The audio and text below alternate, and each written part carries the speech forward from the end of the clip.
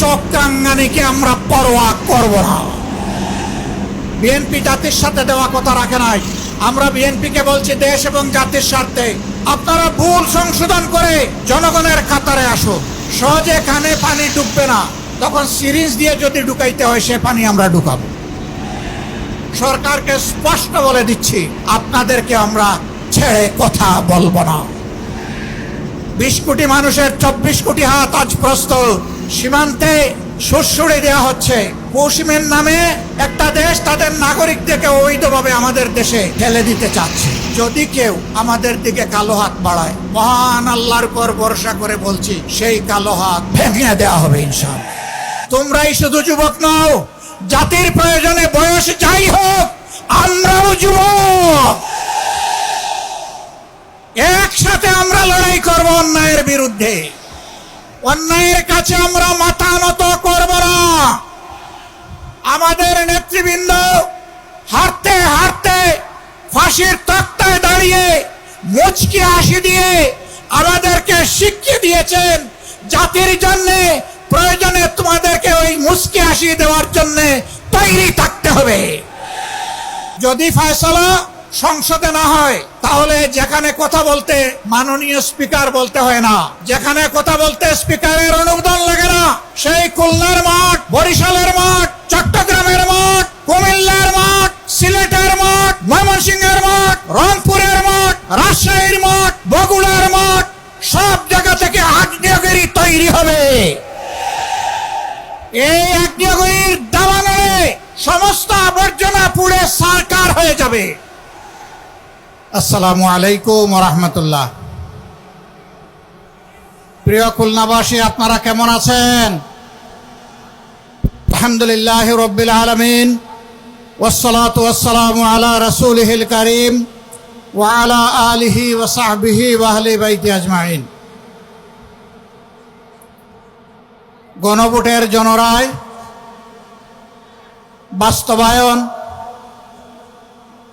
এবং দ্রব্যমূল্যের লাগামহীন ঊর্ধ্বগতি, আইন শৃঙ্খলার অবনতি, সীমান্তে বাংলাদেশকে সুড়সুড়ি, এর প্রতিবাদে আয়োজিত আজকের খুলনা বিভাগীয় এই সমাবেশের সম্মানিত সভাপতি, খুলনার জনগণের প্রিয় মানুষ, মাটি এবং মানুষের নেতা, সাবেক জাতীয় সংসদ সদস্য জনাব মিয়া গোলাম পরওয়ার, মঞ্চে বসা 11 দলের সম্মানিত শীর্ষ নেতৃবৃন্দ, খুলনা অঞ্চলের নেতৃবৃন্দ, প্রিয় খুলনাবাসী এবং সাংবাদিক বন্ধুগণ, আমি লম্বা বক্তব্যের দিকে যাব না। আজকের দিনের বেশিরভাগ সময় অত্যন্ত কড়া রোদ ছিল। ভীষণ কষ্ট করে আপনারা এখানে বসে আছেন ঘন্টার পর ঘন্টা। আমি আপনাদের সকলকে গভীর কৃতজ্ঞতা জানাই, ধন্যবাদ জানাই, মোবারকবাদ জানাই। 11 দলের ডাকে আহত এই সমাবেশে হাজির হয়ে আপনারা আমাদের কাছ থেকে জানতে চান, আপনাদের আকাঙ্ক্ষার বাংলাদেশ গড়ে তোলার জন্য আমাদের আগামী দিনের ইশতেহার কি, আমাদের পরিকল্পনা কি, আমাদের বক্তব্য কি, তা জানার জন্য আজকে আপনারা এখানে হাজির হয়েছেন। ইতিমধ্যে নেতৃবৃন্দ সবিস্তারে বক্তব্য রেখেছেন, নতুন করে আমার বলার কিছুই নেই। তারপরেও যখন দাঁড়িয়েছি, 2-1টি কথা বলে ইনশাআল্লাহ বিদায় নেব। প্রিয় খুলনাবাসী, আমরা একটা স্বাধীন দেশের নাগরিক। আমরা দুইবার স্বাধীনতার স্বাদ গ্রহণ করার সুযোগ পেয়েছিলাম। 47 সালে অখণ্ড ভারত থেকে স্বাধীন হয়ে তৎকালীন পাকিস্তানের একটি প্রদেশ হিসাবে, পূর্ব পাকিস্তান হিসাবে, পাকিস্তানি শাসকেরা জাতির সাথে দেওয়া ওয়াদা রক্ষা করেননি, যার কারণে একটি যুদ্ধ অনিবার্য হয়ে উঠেছিল। রক্তক্ষয়ী মুক্তিযুদ্ধের মধ্য দিয়ে হাজার জীবনের বিনিময়ে বাংলাদেশ আবার দ্বিতীয়বার স্বাধীন হলো। এবার জনগণ আশা করেছিল, এদেশের মানুষই তো আমাদেরকে শাসন করবে।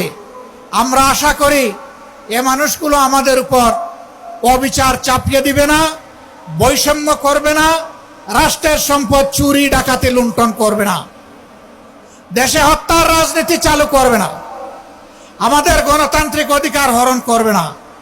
কিন্তু দুর্ভাগ্য, মানুষকে এই ওয়াদা দিয়েই তারা ক্ষমতায় এসেছিলেন, তারা তার সবগুলা লঙ্ঘন করেছিলেন। জনগণের বিরুদ্ধে তারা অবস্থান নিয়েছিলেন, জনগণের রায়ের কোনো তোয়াক্কা তারা তখন করেননি। বহুদলীয় গণতন্ত্র হত্যা করে একদলীয় বাকশাল কায়েম করেছিলেন। মানুষকে শায়েস্তা করার জন্য গায়ের জুড়ে সন্ত্রাস এবং ফ্যাসিবাদী শাসন চালানোর জন্য খনি রক্ষী বাহিনী তৈরি করেছিলেন। তারা ধারণা করেছিলেন এইগুলা করে জনগণের রোষ থেকে তারা রক্ষা পাবেন। না, শেষ পর্যন্ত রক্ষা হয়নি। তাদেরকে অপমানজনকভাবে বিদায় নিতে হয়েছিল। এরপরে বাংলাদেশ বারবার চেষ্টা করেছে জনগণের অভিপ্রায়ে দেশটা চলে কিনা। কখনো হালকা একটু আলো দেখেছে, আবার অন্ধকারে হারিয়ে গিয়েছে। জনগণের প্রত্যাশা পূরণ হয়নি। 24 সালে আমাদের তরুণ ছাত্র যুব সমাজ তাদের ন্যায্য একটি অধিকারের দাবিতে আন্দোলন গড়ে তুলেছিল। 15.5 বছরের ফ্যাসিবাদী কায়দায় ছাত্র যুব সমাজের আন্দোলনকেও দমানোর চেষ্টা করা হলো। রাষ্ট্রের সকল বাহিনীকে লেলিয়ে দেওয়া হলো, নির্বিচারে মানুষ খুন করা হলো, পঙ্গু করা হলো। কিন্তু শেষ পর্যন্ত জনস্রোতের মুখে যারা একসময় দম্ভ করে বলতেন হাসিনা পালায় না, হাসিনা পালাতে জানে না, আপনি পালিয়েছেন, আপনি অপমানজনকভাবে পালিয়েছেন। এমনকি বড় আশা করেছিলেন দুপুরের ভাত খাবেন, আল্লাহ সেইটা এই রিজেক আপনার জন্য রাখেননি, সেই রিজেক আপনি মুখে তুলতে পারেননি। রান্না ভাত ফেলে দিয়ে আপনাকে বাংলাদেশ থেকে চলে যেতে হয়েছিল। কোথায় গিয়েছেন? 15.5 বছর যাদের সেবা দাসী হিসেবে আপনি কাজ করেছিলেন, তাদের কুলে গিয়ে আপনি আশ্রয় নিয়েছেন। আপনার কোনো অনুশোচনা নেই। আপনি মানুষ খুন করলেন, আয়না করে মানুষদেরকে মানবতার জীবনযাপন করতে বাধ্য করলেন, অসংখ্য মানুষকে পঙ্গু করলেন, রাষ্ট্রের সকল প্রতিষ্ঠান ধ্বংস করলেন, ব্যাংক বিমা শেয়ার মার্কেট লুণ্ঠন করলেন, অর্থ বিদেশে পাচার করলেন। আপনি বেহায়া, আপনি নির্লজ্জ, আপনার কোনো অনুশোচনা নেই। উল্টা আপনি অপার থেকে সুড়সুড়ি দেন, এই আপা এসে গেল। এত সুড়সুড়ির দরকার কি? একবার এসে গিয়ে দেখেন আশাটা কাকে বলে। যে যুব সমাজ এর হাতে হাত ধরে বাংলাদেশের জনগণ, শিশু থেকে বৃদ্ধ, জায়া, বোন, মেয়ে, মায়া সবাই দাঁড়িয়ে গিয়েছিল, সেই জাতিকে দমানো যাবে না ইনশাআল্লাহ। বিএনপি জাতির সাথে দেওয়া কথা রাখে নাই। আমরা বিএনপিকে বলছি, দেশ এবং জাতির স্বার্থে আপনারা ভুল করছেন, আপনারা ভুল সংশোধন করে জনগণের কাতারে আসুন, জনরায়কে সম্মান করুন। জনরায়কে সম্মান না করার পরিণতি কি হতে পারে দফায় দফায় দেখার পরেও যদি শিক্ষা না হয়, জীবনেও আপনাদের শিক্ষা হবে না।